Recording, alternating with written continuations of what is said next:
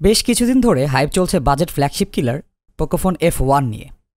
Specs এবং আগেই কিছু রিভিউ দেখে আমি পার্সোনালি খুব এক্সাইটেড ছিলাম। সেকেন্ডারি ডিভাইস হিসাবে এই ফোনটি কিনবো এই চিন্তাই করছিলাম বেশ কিছুদিন হলে। সো একদম কনজিউমার এন্ড থেকে কী কী কারণে পোকোফোনটি কেনা উচিত আর কী কী কারণে অ্যাভয়েড করা উচিত সে নিয়ে আজকের ভিডিওতে আলোচনা করব। আর সাথে থাকবে হালকা গেম প্লে এবং বিস্তারিত camera review. So it's safe to say it won't be a full review, কিন্তু আমরা অ্যান্সার খুঁজবো হোয়াই পোকো। আর কেউ যদি বিস্তারিত ফুল রিভিউ চান তবে অ্যান্ড্রয়েড টোটো কোম্পানি 17 মিনিটের রিভিউটি দেখে ফেলবেন। So welcome to main stream.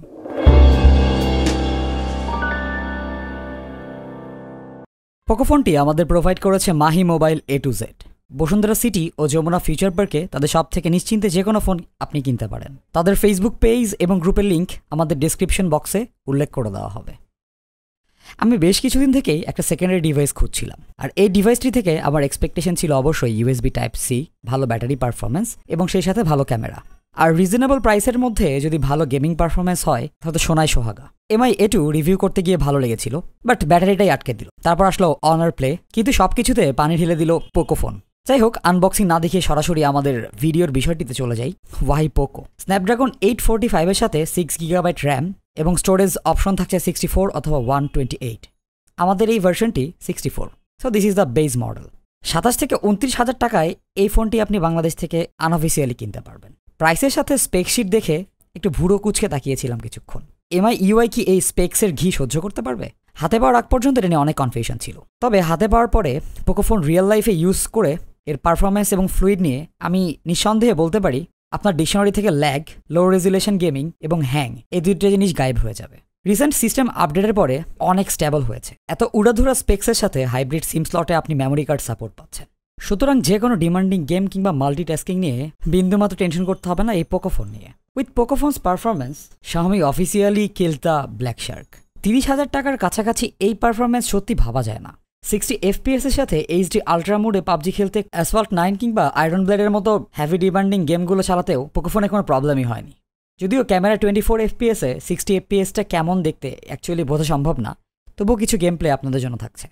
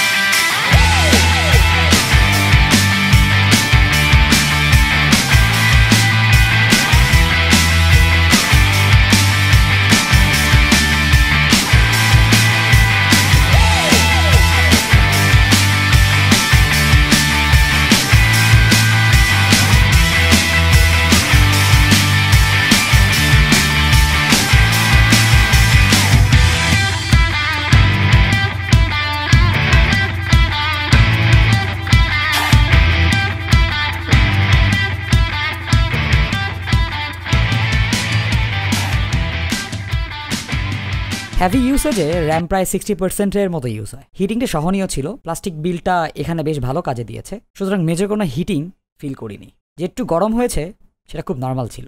এত ভালো স্পেক্স থাকার পরেও MI UI নিয়ে আমার সবসময় সন্দেহ ছিল, কিন্তু এই পোকোফোনে MI UI কিছু পরিবর্তন এসেছে। It is actually optimised for this phone.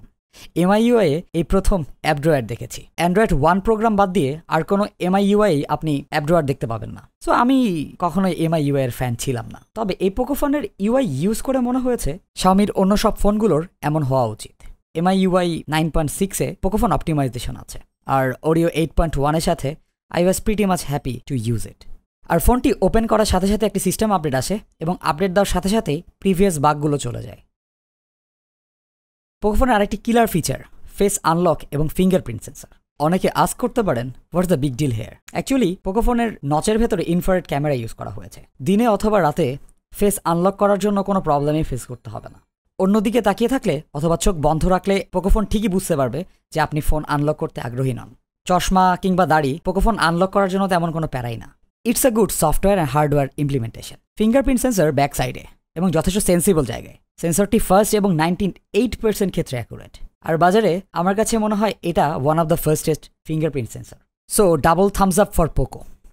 আমার সেকেন্ডারি ফোনের আরেকটা ক্রাইটেরিয়া ছিল ভালো অডিও আউটপুট। খুশির বিষয় পোকোফোনে 3.5 মিলিমিটার জ্যাক আছে এবং যার গেমিং পারফরমেন্স খুবই ডিসেন্ট।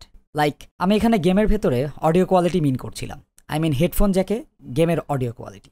ইভেন স্পিকারটা বেশ লাউড এবং it's sort of stdio. Earpiece থেকে অল্প কিছু পরিমাণ সাউন্ড আসে, কিন্তু 3.5 মিলিমিটারের সাউন্ড আমার কাছে একটু আনইভেন লেগেছে। যদিও কোয়ালিটি অনুযায়ী ভালো, কিন্তু আমার রিকোয়ারমেন্ট একটু বেশি ছিল। A1 এর সাউন্ড আউটপুট আমার কাছে একটু বেটার এবং লাউড লেগেছে। তবে 30,000 টাকার মধ্যে এর থেকে ভালো সাউন্ড চাওয়াটা একটু বাড়াবাড়ি হয়ে যায়। চলুন লাউড স্পিকারের একটা সাউন্ড ডেমো শুনে নিই।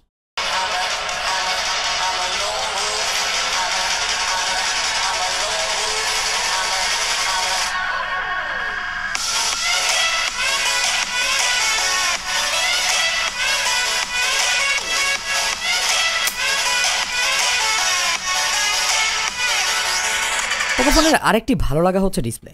যদিও আমি টিম নচের ফ্যান না, তবু 6.13 ইঞ্চ HD+ রেজুলেশনের এই ডিসপ্লেটি যথেষ্ট ডিসেন্ট। আর এই ডিসপ্লে নিয়ে আমার তেমন কোনো কমপ্লেন করার জায়গা নেই। OnePlus 6 এর মতো বেস্ট অফ দ্য বিজনেস না হলেও ব্রাইটনেস, কন্ট্রাস্ট, শার্পনেস এবং কালারজনিত কোনো ঝামেলা পাইনি। ঘরে বাইরে ব্রাইটনেস সমান সাপোর্ট দিয়েছে।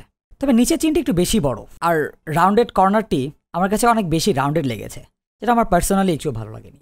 নচটা হাইড করা যায়, আর সেই সাথে ন্যাভিগেশন বার হাইড করে শুধু গ্যাসচার দিয়েও ফোন ইউজ করা যায়। এবং MIU এর গ্যাসচার সিস্টেমটি আগের থেকে অনেক পলিশড, এটা বলতে স্বীকার করতেই হবে। 4000 মিলিঅ্যাম্পের ব্যাটারি গেমার বা নর্মাল ইউজার সবার জন্যই ব্লেসিং। টানা ইউজ করে 6 থেকে 7 ঘন্টার কাছাকাছি স্ক্রিন অন টাইম পেয়েছি। টানা 2 ঘন্টা পাবজি খেলেও 30% পর্যন্ত সাপোর্টে 5.5 ঘন্টা স্ক্রিন অন টাইম পেয়েছি। সুতরাং এটা অনেকের জন্যই বড় একটা ডিল ব্রেকার। আর একথা গ্যারান্টি দিয়ে বলা যায়, ফুল চার্জ দিলে প্রায় 1.5 দিন নিশ্চিন্তে ইউজ করা যাবে। ফোনটিতে টাইপ-C সাথে QC সাপোর্টেড চার্জার দেওয়া হয়েছে, সুতরাং ফুল চার্জ করতে 1 ঘন্টা 45 মিনিটের মতো সময় লাগে। 4000 মিলিঅ্যাম্পের ব্যাটারির জন্য এটা খুবই ভালো চার্জিং টাইম। ক্যামেরা অবশ্যই ফ্ল্যাগশিপ লেভেলের না। ব্যাক সাইডের মেন শুটার এবং সেলফি ক্যামেরা সেন্সর দুটি MI8 এর কনফিগারেশনে। 12 মেগাপিক্সেল সেন্সরটির সাথে f1.9 লেন্স ব্যবহার করা হয়েছে এবং আছে ডুয়াল পিক্সেল অটোফোকাস। আর মিড রেঞ্জার হিসাবে 5 মেগাপিক্সেল ডেপথ সেন্সর রয়েছে। সেলফি ক্যামেরা 20 মেগাপিক্সেল, আর সেই সাথে একটা রয়েছে ডেপথ সেন্সর। ইমেজ কোয়ালিটির দিকে খেয়াল করলে অবশ্যই এই কথাটা পরিষ্কার যে ডেলাইটে এই পোকোফোনের পারফরমেন্সে অন্য ফোনগুলো বেশ লজ্জায় পড়ে গেছে। ইমেজে কন্ট্রাস্ট, ডাইনামিক রেঞ্জ যথেষ্ট ভালো ছিল। কালারগুলোও বেশ পপড আপ, যদিও কিছু কিছু ছবিতে কালার একটু বেশি মনে হয়েছে। তবে শার্পনেস এবং ওভারঅল চিন্তা করলে I like it pretty much. তবে লো লাইট পারফরমেন্সটা একটু শাই। গেইন কমানোর জন্য অনেক ছবি সফট করে দিয়েছিল, আর শাটার স্পিড কম থাকায় বেশ ফাস্ট মুভিং সাবজেক্টগুলো ব্লার হয়ে যায়। পোর্ট্রেট মোডের এজ ডিটেকশন ভালো ছিল, ছবিগুলোতে ওভার এক্সপোজড ছিল না, সো যথেষ্ট ন্যাচারালি লেগেছে। তবে আমরা পোর্ট্রেট মোড নিয়ে এত ফ্যাসিলিটেড না, তো স্যাম্পল ইমেজ থেকে আপনারা জাজ করে নিন।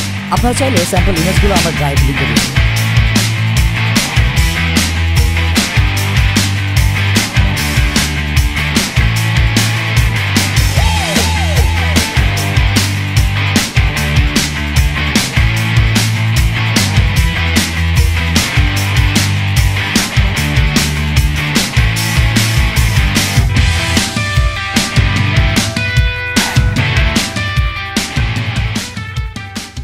ভিডিও মোডে 4K 30 FPS আছে। ফুল HD রেজলিউশনে 30 FPS এবং তার সাথে EIS এনেবল করা যায়। ফুল HDতে 240 FPS স্লো মোশন করতে পারবেন এবং আমাদের স্যাম্পল ফুটেজ থেকে দেখে নিতে পারবেন অ্যাকচুয়ালি স্লো মোশন কেমন লাগে। আর অবশ্যই আমাদেরকে জানাবেন। সবকিছু মিলিয়ে একটা জিনিসই ভালো লাগে নাই, সেটা হচ্ছে বিল্ড কোয়ালিটি। হাতে নিলে এর প্লাস্টিক বিল্ডের জন্য আপনাকে চিপ ফোন ভাবতে বাধ্য হবেন। ফোনের প্রাইস মিনিমাইজ করার জন্য আমার মনে হয় এই এফোর্টটা তাদের নিতেই হয়েছে। Plastic bag, unspecified gorilla glass, এই ভয়টা আমাকে পেতে বাধ্য করছেই যে পড়ে গেলে এই দায়িত্ব কর্তৃপক্ষ নেবে না, আর পকেটে থাকলে চাবির সাথে লেগে স্ক্র্যাচ পড়তেই পারে। সুতরাং আমরা অবশ্যই সাজেস্ট করব টেম্পার্ড গ্লাস এবং ভালো একটা ব্যাক কভারে ইনভেস্ট করার জন্য। আগেই বলেছি টাইপ-C এবং QC3 সাপোর্ট থাকছে, আর 1.5 ঘন্টায় ফুল চার্জ হওয়াটা বেশ ভালোই। 4000 মিলিঅ্যাম্পিয়ারের জন্য ব্লেসিংস। বটম চিনে সাদা একটা LED লাইট থাকছে নোটিফিকেশন পারপাসের জন্য, যদিও এই LED লাইটটা USB টাইপ-C পোর্ট থেকে ব্লিড করে, স্টিল আই ডোন্ট কেয়ার। মার্কেটের এমন একটা পজিশনে এসেছে পোকো ছাড়া আসলে এই রেঞ্জে তেমন কোনো ফোন সাজেস্ট করা প্রায় অসম্ভব। অনার প্লে থেকে আপনি অবশ্যই ভালো সাপোর্ট পেতে পারেন, বিল্ড কোয়ালিটি যথেষ্ট ভালো, কিন্তু অনার প্লের ক্যামেরার থেকে পোকো ফোনের ক্যামেরা সিগনিফিকেন্টলি বেটার। সো যারা কিনবেন যেটা চিন্তা করছেন, অবশ্যই ফোনটা হাতে নিয়ে বিল্ড কোয়ালিটিটা যদি খারাপ না লাগে, ইনভেস্ট হেয়ার। আর হ্যাঁ, I'm switching to Poco. Phone related যে কোনো প্রশ্ন থাকলে আমাদেরকে করতে পারেন। আমাদের ফেসবুক পেজ এবং গ্রুপে জয়েন করুন, আমাদের সাথে আড্ডা দিন। Link will be in the description. Thanks for watching.